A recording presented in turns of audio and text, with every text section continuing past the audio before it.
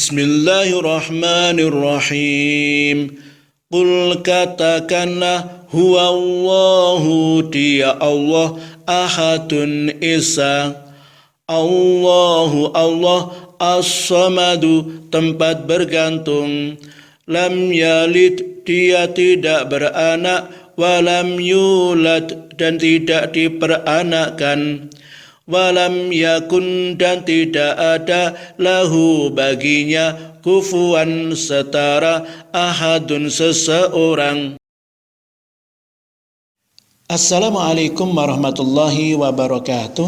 Alhamdulillah alladzi anzalal Qur'an hudan linnasi wa bayyinatin minal huda wal furqan. Asyhadu an la ilaha illallah wa asyhadu anna Muhammadan abduhu wa rasuluhu la nabiyya wa la rasula ba'da amma ba'du. Teman-teman semuanya yang saya cintai karena Allah, kemarin kita telah menyampaikan dua surat, yaitu surat An-Nas dan surat Al-Falaq, yang lebih terkenal dengan nama surat Mu'awwidhatain, surat minta perlindungan kepada Allah. Karena surat-surat ini adalah surat yang berisi tentang kita minta perlindungan kepada Allah Subhanahu wa taala. Bahkan kita menemukan dalam riwayat atau hadis-hadis yang menceritakan tentang ketika kita minta perlindungan kepada Allah, baca surat Mu'awwidhatain, yaitu surat Al-Falaq, surat An-Nas. Dan biasanya dalam hadis yang lain pula diceritakan tentang surat Al-Ikhlas, surat Al-Falaq, surat An-Nas dibaca ketika kita mau tidur dan dibaca 3 kali, kemudian ditiupkan ke tangan kita dan setelahnya diusapkan ke tubuh kita, karena itu bagian daripada sunnah Rasulullah dan faedahnya agar kita terbebas dari sesuatu yang membahayakan pada diri kita. Itu materi yang kita sampaikan kemarin. Selanjutnya hari ini kita lanjutkan surat Al-Ikhlas. Al-Ikhlas, kita sering menjumpai kata-kata ikhlas. Ikhlas dalam bahasa sederhananya adalah bersih tanpa adanya noda, bersih tanpa adanya campuran. Berarti ketika orang itu ikhlas beribadah kepada Allah, otomatis tidak ada sedikit pun campurannya dengan sekutu-sekutu yang menyamai Allah Subhanahu wa taala. Itu sederhananya kalimat ikhlas. Teman-teman semuanya yang saya cintai karena Allah Subhanahu wa taala, kita mulai firman Allah ayat yang pertama dengan firman-Nya, Qul huwallahu ahad. Katakanlah dia Allah yang Maha Esa. Allah menyampaikan Allah itu Esa. Dalam suatu riwayat yang disampaikan oleh seorang sahabat namanya Ikrimah, mengatakan bahwa ketika orang-orang Yahudi berkata, kami menyembah Uzair anak Allah. Uzair adalah seorang nabi yang diberi usia panjang, dalam tidurnya sampai 100 tahun, kemudian hafal kitab. Maka kemudian setelahnya beliau dihormati oleh orang-orang Yahudi sehingga mereka mengatakan Uzair anak Allah. Begitu pula orang-orang Nasrani mengatakan bahwa kami menyembah Al-Masih putra Allah. Karena orang-orang Nasrani menganggap Nabi Isa alaihissalam yang lahir tanpa seorang bapak itu mustahil, sehingga mereka mengatakan bahwa itu pasti anaknya Allah. Dan orang Majusi mengatakan kami menyembah matahari dan bulan. Dan begitu pula orang-orang musyrik mengatakan kami menyembah berhala. Maka Allah menurunkan firman-Nya kepada Rasulullah SAW dengan kalimat Qul huwallahu ahad. Allah itu Esa, yakni dialah Allah yang satu, yang Esa, yang tiada tandingannya, tiada pembantunya, tiada lawannya, tiada yang serupa dengannya, dan tiada yang setara dengannya.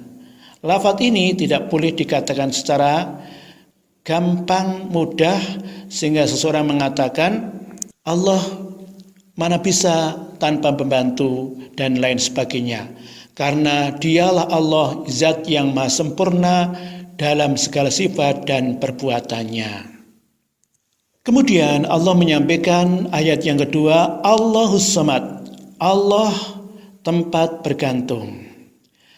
Ikrimah telah meriwayatkan dari Ibnu Abbas bahwa makna yang dimaksud ialah yang bergantung kepadanya semua makhluk dalam kebutuhan dan sarana mereka.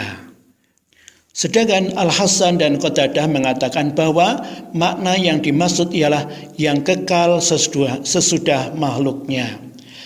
Dan banyak keterangan-keterangan yang lainnya yang menyampaikan tentang Allahus Samad, Allah tempat bergantung. Artinya, bagi kita orang-orang yang beriman kepada Allah Subhanahu wa taala, segala sesuatu kita hanya bergantung kepada Allah Subhanahu wa taala.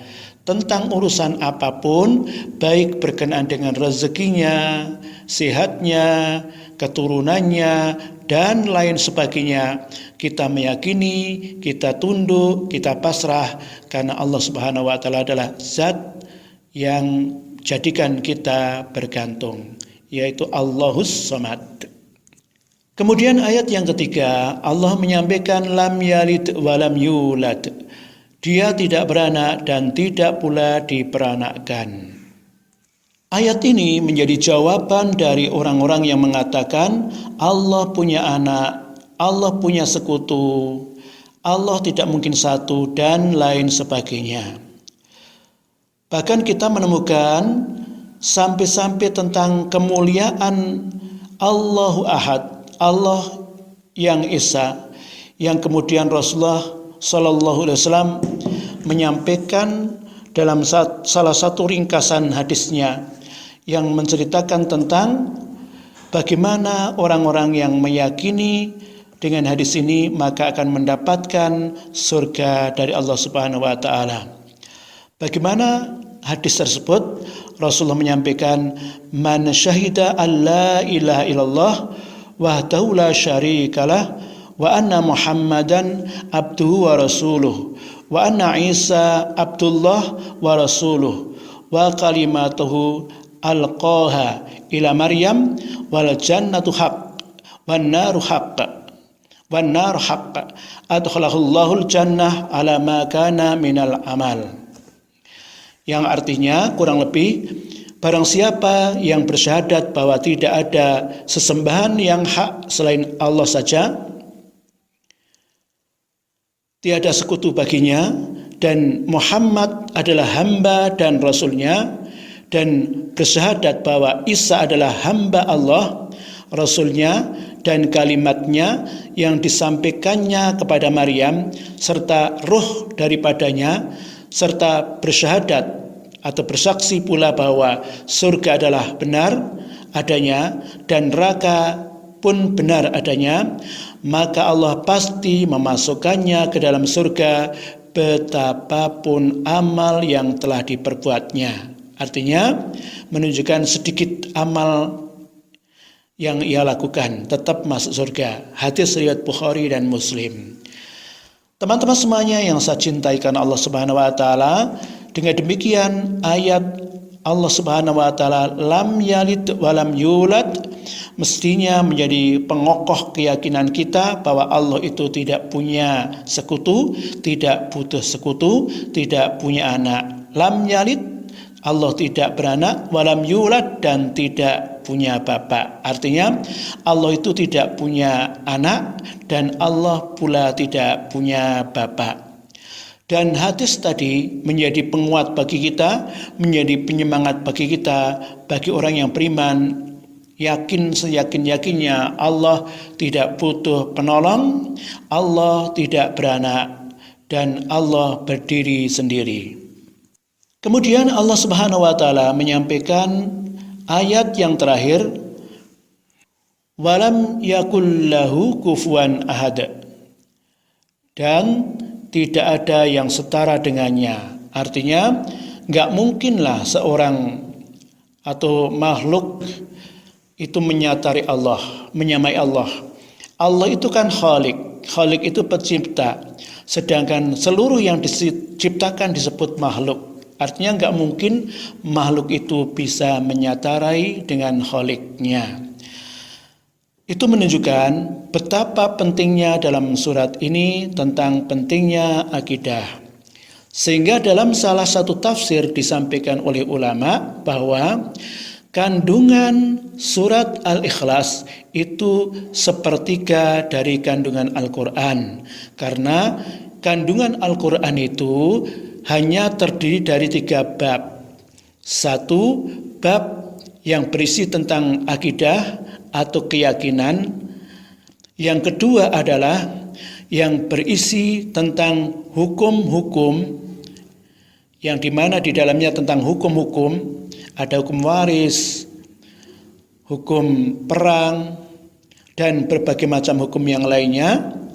Dan yang ketiga berisi tentang sejarah. Jadi Al-Quran kandungannya adalah 3 ini.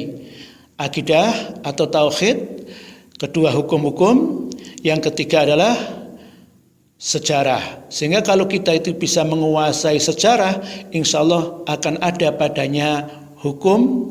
Sehingga ketika kita bisa memahami tentang sejarah, maka kita akan bisa mengetahui tentang akidah.